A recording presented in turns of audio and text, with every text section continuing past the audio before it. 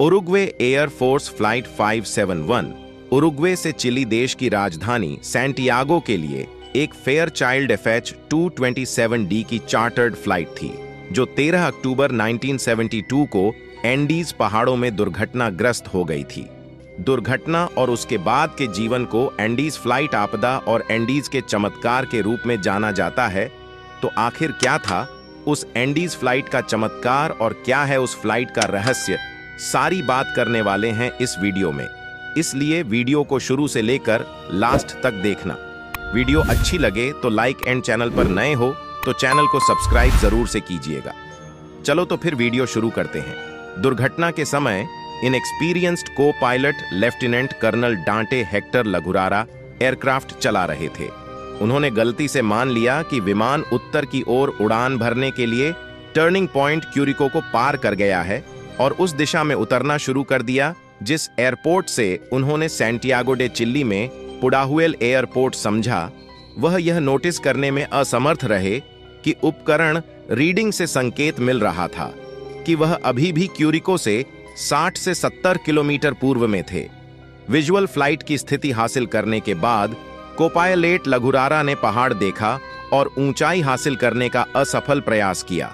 Flight एक पर्वत श्रृंखला से टकराया जिससे फ्लाइट के दोनों विंग्स और पूंछ शंकु टूट गए।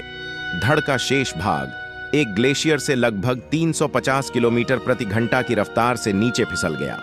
विमान में 45 यात्री और क्रू मेंबर सवार थे, जिसमें old Christian club rugby union team के 19 सदस्य, उनके परिवार, समर्थक और दोस्त शामिल थे। क्रू मेंबर के 3 सदस्यों और 9 यात्रियों की तुरंत मौत हो गई और कई अन्य लोगों की कड़ाके की ठंड और उनकी चोटों की गंभीरता के कारण जल्द ही मौत हो गई।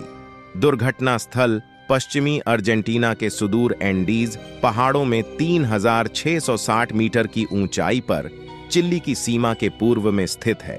खोज और बचाव विमान ने अगले दिनों में कई बार दुर्घटना स्थल के ऊपर से उड़ान भरी, लेकिन बर्फ के खिलाफ सफेद टूटे विमान को देखने में असमर्थ रहे।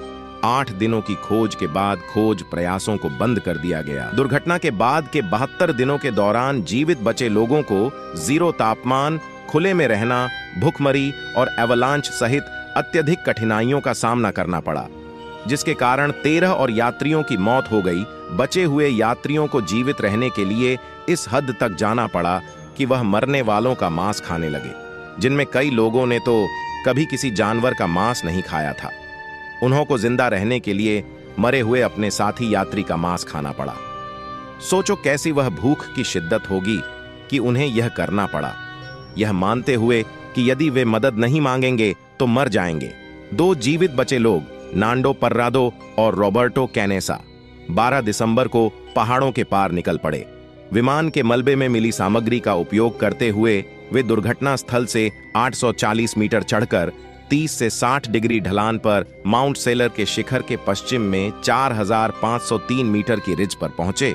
वहां से उन्होंने मदद ढूंढने से पहले चिली में 10 दिनों तक 540 किलोमीटर की ट्रैकिंग की। 22 और 23 दिसंबर 1972 को दुर्घटना के 2.5 महीने बाद बचे हुए 14 लोगों को बचा लिया गया। उनके बचने की खबर दुनिया भर में चर्चा में रही। इस कठिन परीक्षा के बेसिस पर कई पुस्तकों और फिल्मों को लिखा और बनाया गया था, जिनमें 1974 पियर्स पॉल रीड द्वारा लिखी गई बेस्ट सेलर अलाइव भी शामिल है, जिसे 1992 में बड़े पर्दे के लिए रूपांतरित किया गया था और film society of the snow को 2023 में रिलीज किया गया, जो पाब्लो वियर्सी की 2008 की किताब पर आधारित है। इसके अलावा कई बचे लोगों ने इस ट्रेजेडी के बारे में किताबें लिखी हैं। तो यह कुछ कहा जाता है फ्लाइट 571 के बारे में। वैसे आपको क्या लगता है, क्या यह कहानी सच है या झूठ? आपका क्या ओपिनियन है? इसके बारे में आप मुझे कमेंट्स में जरूर बताइएगा। तो आपको अगर वीडियो अच्छी लगी तो लाइक जरूर से कीजिए, क्योंकि बहुत मेहनत लगती है। ऐसी वीडियो बनाने में काफी ढूंढना पड़ता है, रिसर्च करनी पड़ती है, तो एक लाइक जरूर से कीजिएगा।